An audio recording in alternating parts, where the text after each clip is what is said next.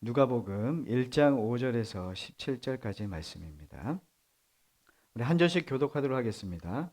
유대왕 헤롯 때에 아비야 반열에 제사장 한 사람이 있었으니 이름은 사가랴요. 그의 아내는 아론의 자손이니 이 이름은 엘리사벳이라.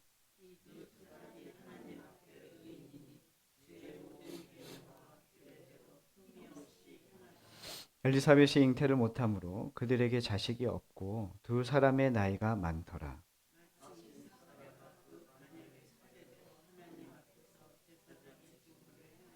제사장의 전례를 따라 제비를 뽑아 주의 성전에 들어가 분향하고 주의 사자가 그에게 나타나 향단 우편에 선지라. 천사가 그에게 이르되 사가랴여 무서워하지 말라. 너의 간구함이 들린지라. 내 아내 엘리사벳이 내게 아들을 낳아 주리니 그 이름을 요한이라 하라.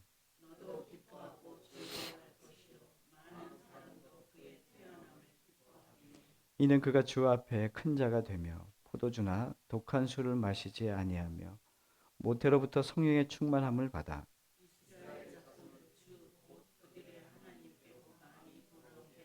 함께 그가 또 엘리야의 심령과 능력으로 주 앞에 먼저 와서 아버지의 마음을 자식에게 거스르는 자를 의인의 슬기로에 돌아오게 하고 주를 위하여 세운 백성을 준비하리라.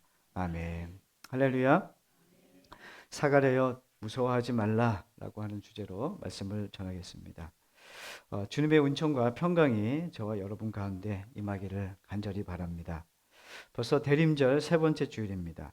우리는 평화롭고 느긋한 삶을 원하지만 세상 물결은 사정없이 우리를 휘몰아칩니다. 때 아닌 국가적 위기 속에 국가의 위상은 곤두박질 치고 있고 소민들은 경제적 어려움을 호소하고 있습니다. 정치적 불안은 국민의 불안으로 또 주변 나라들은 우리나라를 걱정하기까지 합니다. 이 암울한 시대에 신앙인들에게 꼭 필요한 것이 바로 분별력임을 믿습니다. 저마다 자기가 옳다고 주장하는 세상이니 더욱 분별해야 합니다. 분별이 필요한 때이라는 것이죠. 교회력은 12월 이 기다림의 시간으로 시작됩니다. 그래서 교회력은 12월부터 11월까지가 교회력의 한 해로 보죠.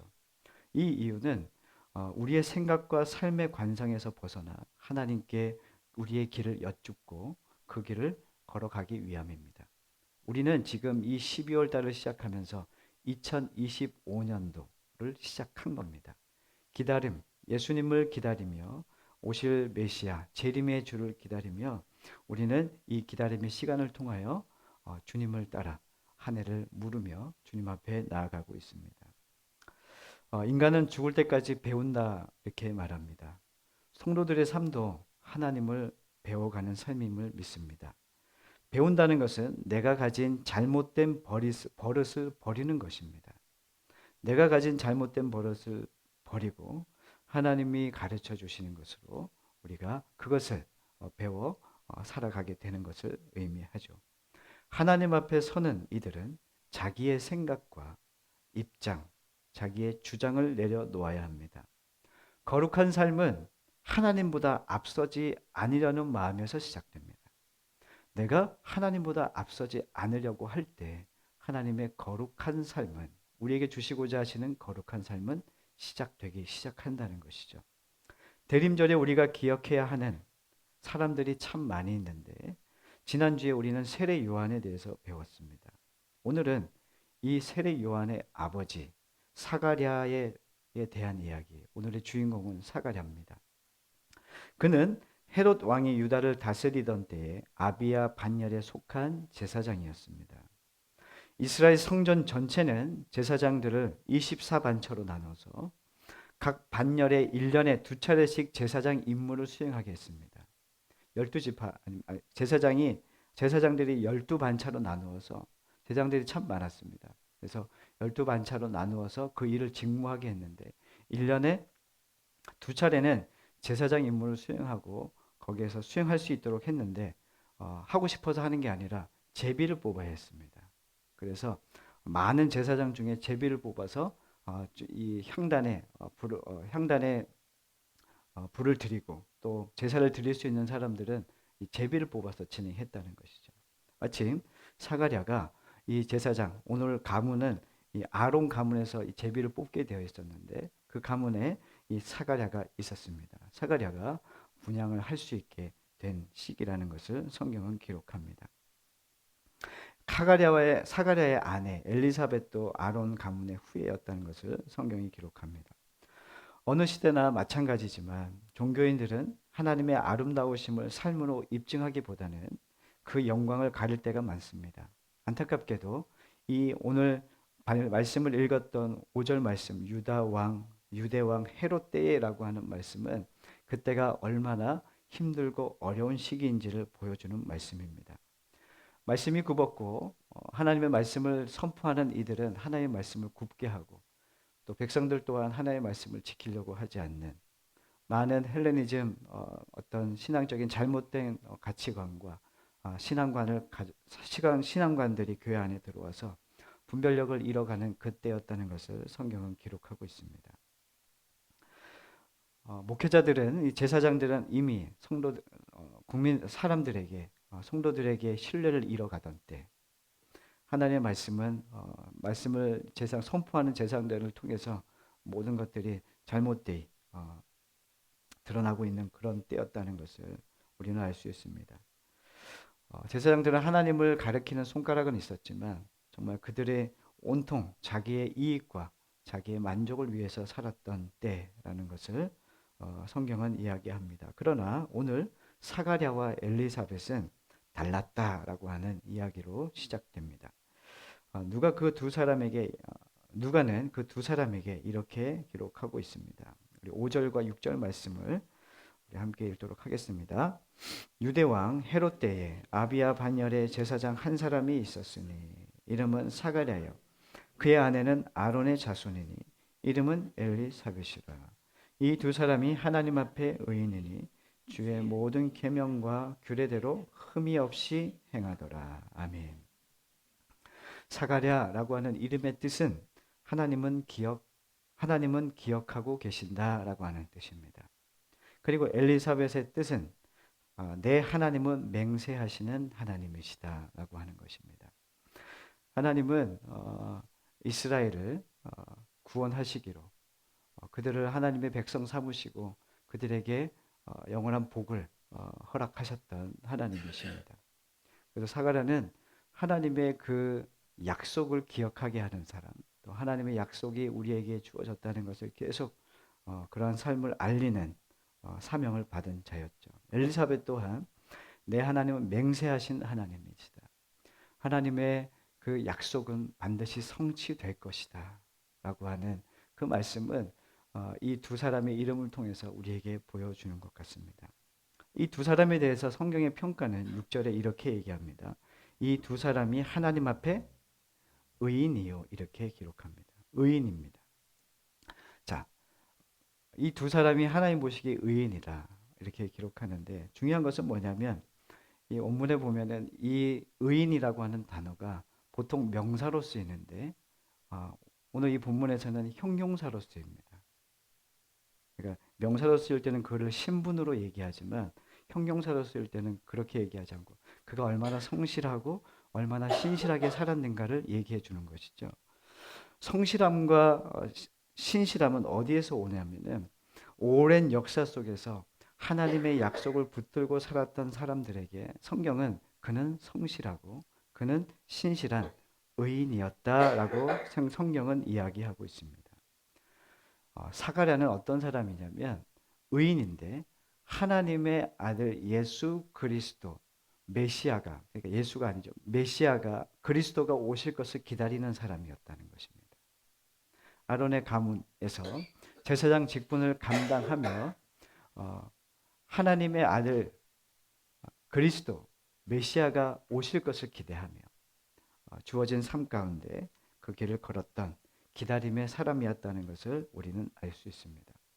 성경 곳곳에 보면은 이 누가복음은 이 역사에 대한 배경을 되게 중요하게 생각합니다. 누가는. 그러면서 오늘 우린 사가랴를 오늘 보고 있지만 2장에 가면은 예수님을 안고 예수님 앞에 할례를 행하는 그 시몬이라는 사람이 나옵니다. 이 사람도 제사장입니다.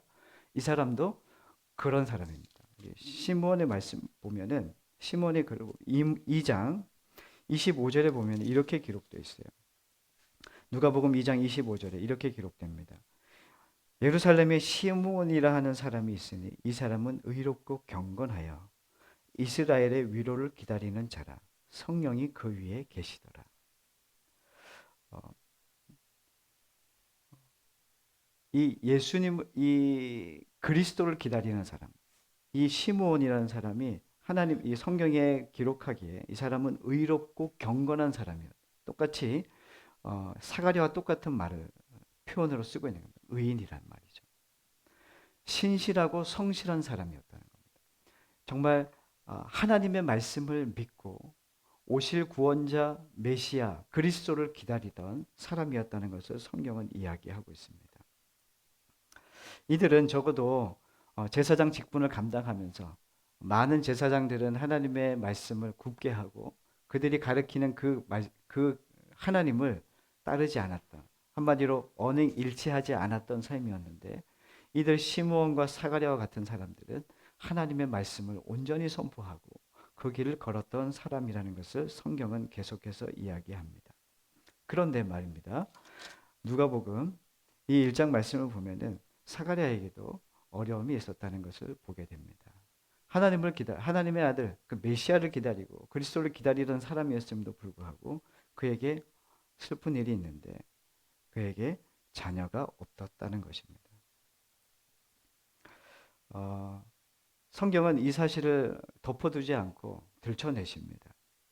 예수를 믿는다는 것은 우리에게 주어진 모든 삶이 행복하고 잘 된다는 것을 의미하는 게 아닙니다.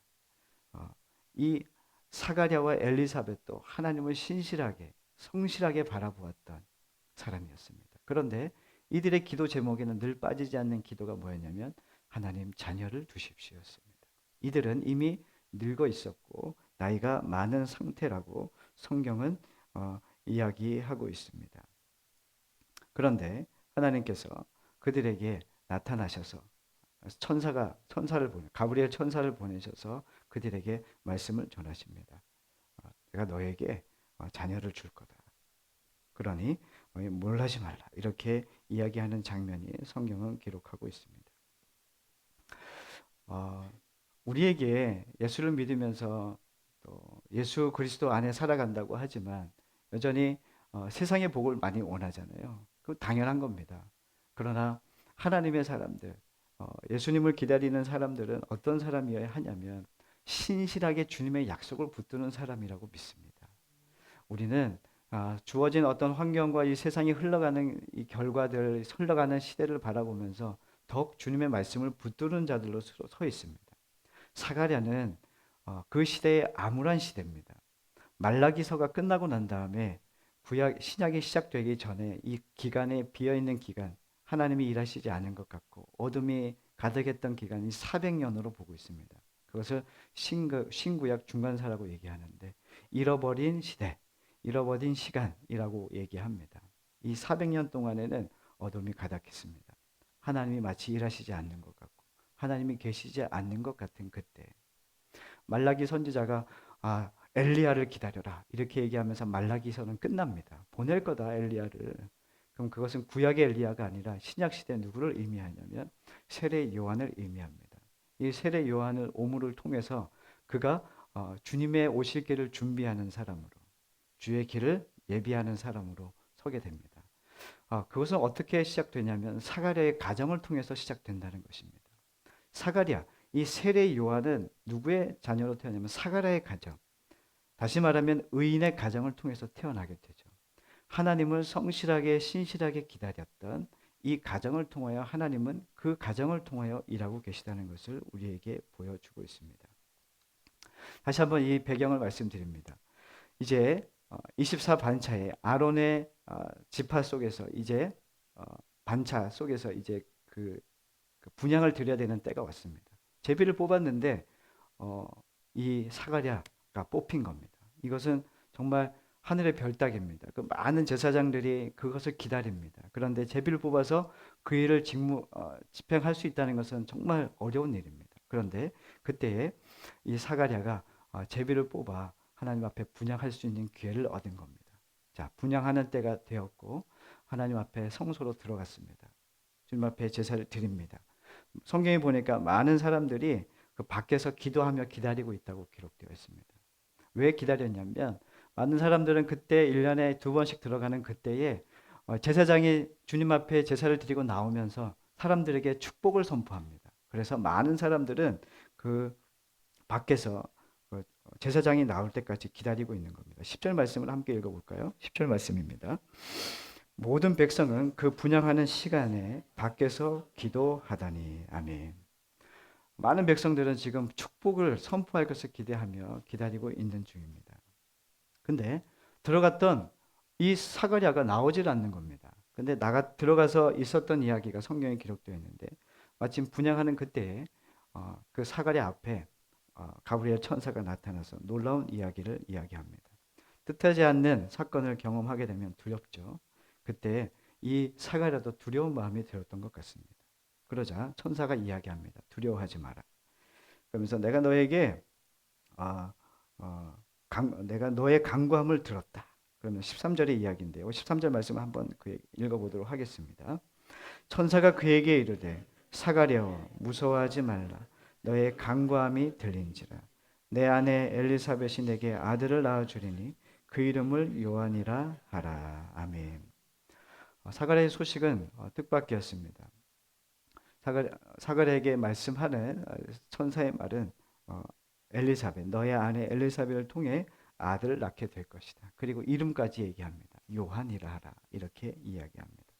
14절에 계속해서 연결되는 것이 뭐냐면 너도 기뻐하고 즐거워할 것이고 많은 사람도 그의 태어남을 기뻐하리라 라고 성경은 기록하고 있습니다.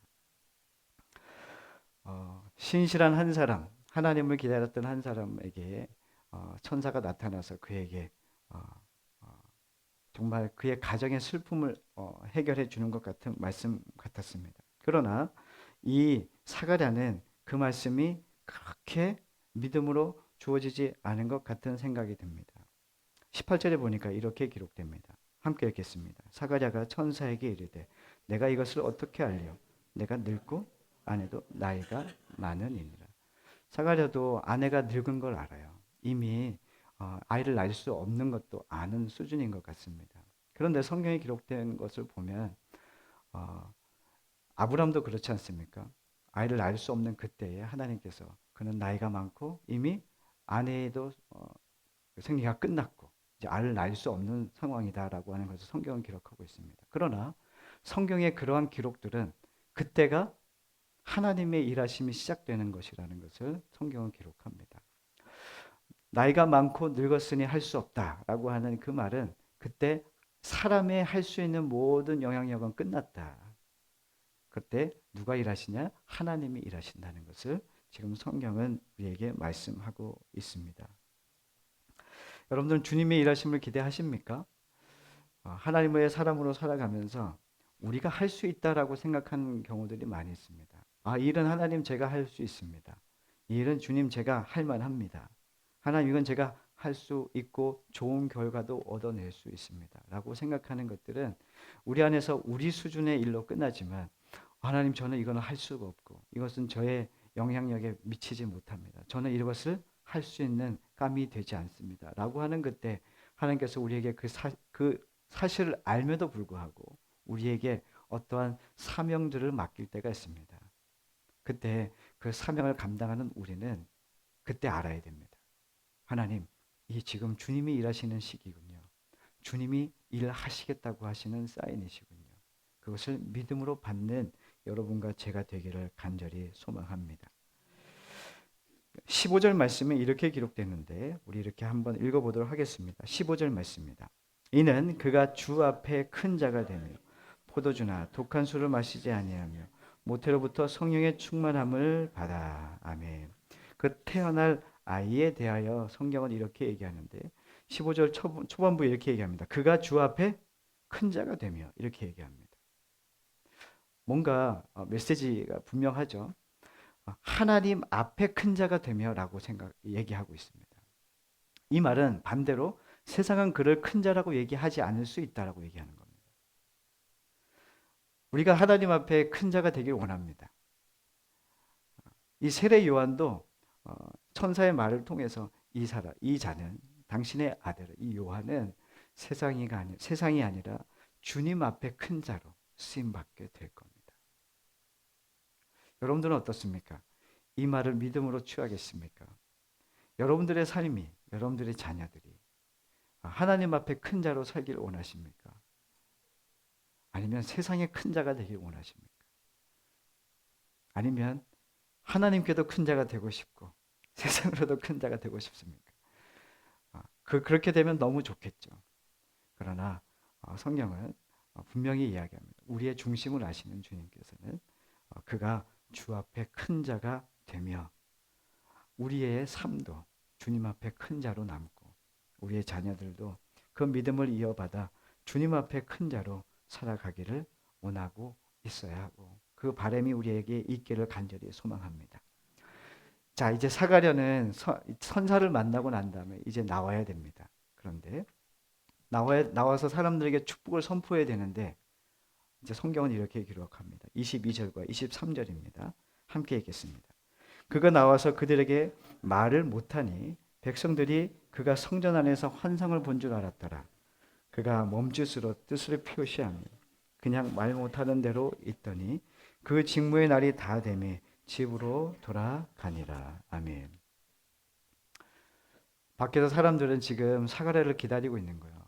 축복을 선포해 줘야 되는데 사가랴는 천사를 만나고 정말 하나님의 이 고지를 듣고 놀라고 두렵고 무섭고 근데 그렇게 우리의 상황은 이 현실은 그렇지 않은데 하나님 그렇게 얘기하시니까 너무 놀라운 겁니다. 그런데 밖에 나왔는데 사가랴가 말을 못합니다. 축복을 선포해야 되는데 말을 못해요. 사람들은 압니다. 저 사람이 그 성전 안에서 환상을 보았구나. 알고 있습니다. 사람들은 계속 그의 입을 주목하고 있는데 그냥 몸으로 뜻을 표현할 뿐 말을 못한다고 성경은 기록되어 있습니다.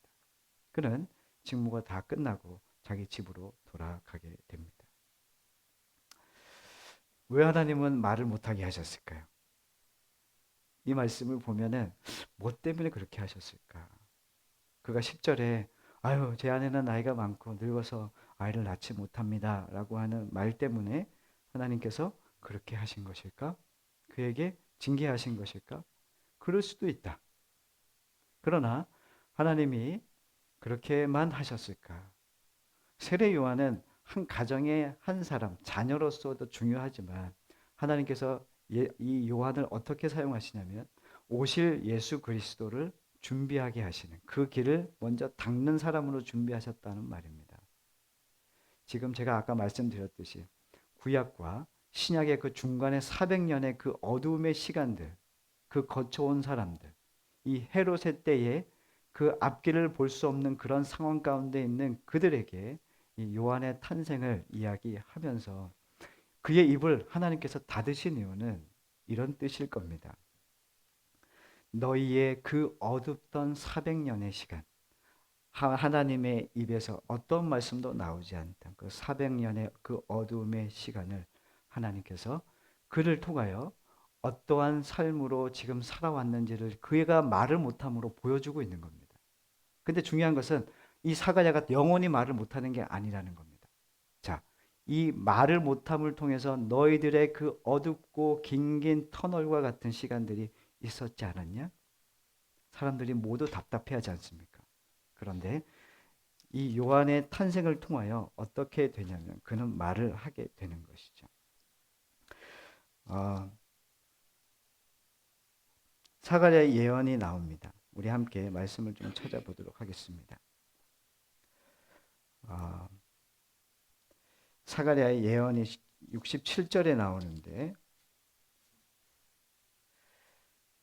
자, 우리 63절을 62절부터 함께 읽도록 하겠습니다. 1장 62절부터 자, 읽겠습니다.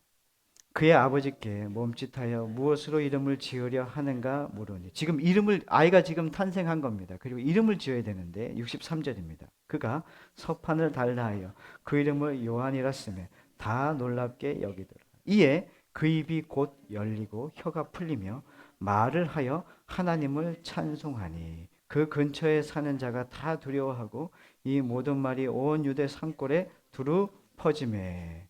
아멘. 지금 요한의 탄생과 시작되면서 탄생이 되면서 그리고 그의 아이의 이름을 어떻게 지어야 되냐 서판을 가지고 와라 이름을 적어라 얘기하는데 그 이름이 요한이라고 적는 그때에 하나님께서 그의 입을 열어주셨습니다. 하나님의 일하심이 이제 시작된 거죠. 오실 예수 그리스도 오실 메시아를 준비하는 이 세례 요한을 탄생케 하시고 그를 통하여 하나님이 그 어둠을 몰아내시고 하나님의 그 오실 이 나라 이 땅의 모든 인류를 구원하는 그 역사가 이루어짐의 모습을 우리에게 보여주고 있는 것입니다. 하나님은 지금도 어떤 사람을 기다리고 계시고 어떤 사람을 찾고 계시냐면 정말 하나님을 기다리는 사람을 찾고 계세요. 하나님을 정말 믿는 사람을 찾고 계신 거죠. 종교인을 찾고 계신 게 아니라 하나님 다시 오실 예수 그리스도를 기다리는 사람을 찾고 계신 거예요. 시므온도 그랬고 오늘 봤던 사가랴도 그랬고 모두 예수님을 기다리는 메시아를 기다리는 사람들이었습니다. 이 기다림의 절기 속에 지금 우리가 살고 있는데 정말 우리는 누굴 기다리고 있는가? 우리는 내년을 기다리는데 정말 막연하지 않습니까? 내년에는 좀 더 삶이 풍요로워질까? 좀 더 삶이 좀 나아질까? 내 자녀는 좀 더 건강하게 잘 자랄까? 내 삶에 좀 문제가 없기를 바라지만 성경은 무엇을 얘기하냐면 하나님의 말씀을 기다리고 하나님의 말씀이 성취되기를 기다리는 그 사람들로 우리가 서기를 원하신다는 것입니다. 여러분들은 하나님을 기대하십니까? 하나님의 살아계심, 하나님의 뜻이 내 안에 이루어지기를 기다리십니까? 하나님은 지금도 그 한 사람을 기다리고 그 사람을 통해 하나님의 역사를 이루어 가신다고 이야기하고 있습니다. 하나님의 약속은 반드시 성취될 줄 믿습니다. 그러기에 우리는 주님의 약속을 붙들고 반드시 성취하시는 주님을 기대하고 또한 인내하며 신실하게 성실하게 예수의 길을 걸어가는 우리는 교회 모든 가족들이 되기를 간절히 소망합니다. 말로만 하는 신앙이 아니라 몸으로 하는 신앙을 우리가 2025년도에 시작하기로 결정했습니다. 여러분들은 움직이는 말씀이 되어 주셔야 됩니다. 내가 하는 기도, 내가 하는 선포, 내가 하는 봉사와 섬김, 내가 하는 헌신, 내가 하는 선교, 내가 하는 예배는 살아서 움직이는 역사가 일어나야 될 줄 믿습니다. 그래서 하나님께서 우리를 움직이는 교회라고 말씀하시고 2025년도를 우리의 몸을 그 현장에 갖다 놓고 주님이 어떻게 일하시는지를 보기를 원하시는 것입니다. 여러분들이 이 새로운 한 해를 준비하며 이 기다림의 절기를 우리가 지나며 하나님 제가 그 한 사람이 되겠습니다. 제가 그러한 주님의 사람으로 살아가기를 주님 결단합니다. 주님 나를 도와주옵소서 라고 하는 그 마음과 그 기대를 가지고 살아가는 여러분과 제가 되기를 간절히 소망합니다.